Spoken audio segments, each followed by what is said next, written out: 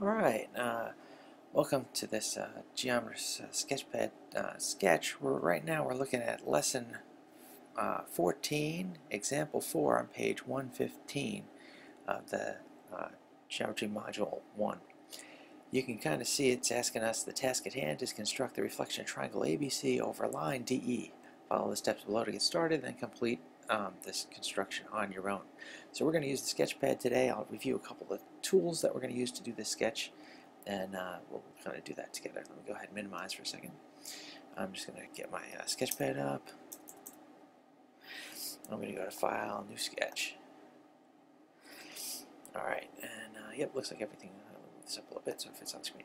Alright, good. So I'm just going to go ahead and kind of create a triangle ABC to kind of mimic the one that's given in the documentation. So I got, say, maybe here, A, B, C. To complete my triangle, so, we'll just go ahead and review a couple things. Over here I'm using the toolbar. I'm just going to kind of briefly review the tools we're using. So I clicked on the point tool and I just put out 3 points. This is one way to create a triangle. I could have used the shape tool, segment tool, any of those ideas would have worked. But I'm just going to go ahead and use my selector tool. I'm going to select all 3 points. And I'm going to say construct segments. It'll go ahead and construct them. I'm going to click on the label tool down here, the A. I'm just going to click on my points in the order I want them to be labeled so that it looks like A, B, and C. So it kind of matches the triangle in the picture. And then I also need line DE. I'm just going to go ahead and use my line or line segment tool. I like to do those out of the toolbox. You might see the triangle there. That means I can kind of fly the menu out. I can pick either the line segment, which is usually on by default, ray, or line. So I'm going to click on line. So I have the embedded arrow and get a line tool. And it looks like it's pretty horizontal kind of.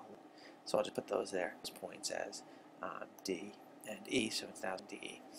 And now it suggests I use my compass. So I'm going to click on my compass tool.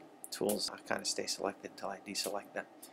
It says I should draw a circle with center A crossing line DE and at least 2 points. This looks like it crosses 2 points. That's good for me.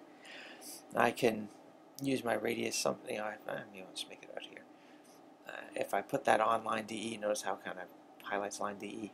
That'll save me the trouble of creating a point later, so maybe I'll just do that. So now I've got that circle. I will have to create the other point. A couple of options I have.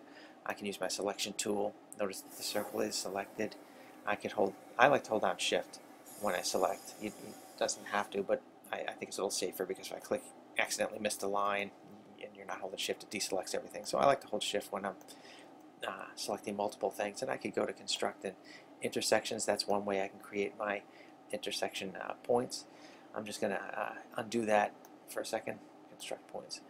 And I'll show you another way, the way that I actually prefer to make my intersections. I like to go ahead and click on the point tool, and if I kind of mouse over, notice how this became highlighted. I like to make sure that my line and circle in this case are both highlighted. See, they're highlighted. If I click there, now I've constructed a point on that line. And I think it tells me to label these E and F, so let me go ahead and turn on the label tool. I'll label those. I'll label those appropriately. Maybe it's F and G. I guess that's what it is. Sorry, it should be F and G because the other ones were already in use. Alright, then it says to construct a circle with radius FA, so let me do that. And construct another circle with radius GA. I'll go ahead and do that.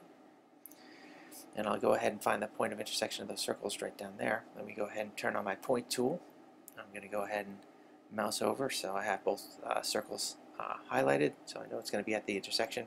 I go ahead and click on that. I'll turn on my label, and I'm going to go ahead and label that point. It wants to label it H. I can always change the label by double-clicking on the label, and I will just call that A prime instead. And I also don't like where that point is, so I'm just going to click on it and drag it to the other side, so that will be a little easier to see. And now I'm on my own for the rest of the construction.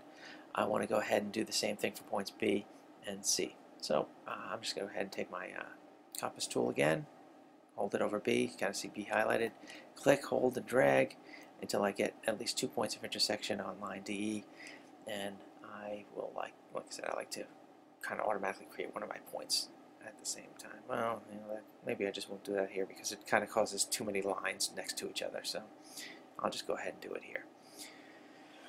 Alright, I also do cause a lot of confusion over here with these circles. I have a couple of options. I could go ahead and hide these circles from point A because I don't really need them anymore, but maybe I do want to leave them there so that they know I constructed and left and actually created circles there.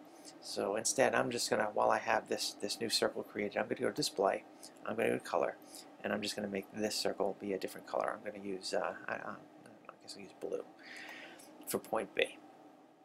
And when I click out in space, that's like, so it kind of shows up a little different from the green circles we created before. So I'll do the same thing though. I need points, so I'm going to go ahead and get this point of intersection, line DE, with that new circle I just created, and this other intersection. So both things are highlighted. Click, I got my points. I'm going to go ahead and take my circle tool again, or compass tool, and I'm going to draw a circle with radius from this new point to B. That's one, and this other point. And I can tell this is the right one because it's on the blue circle.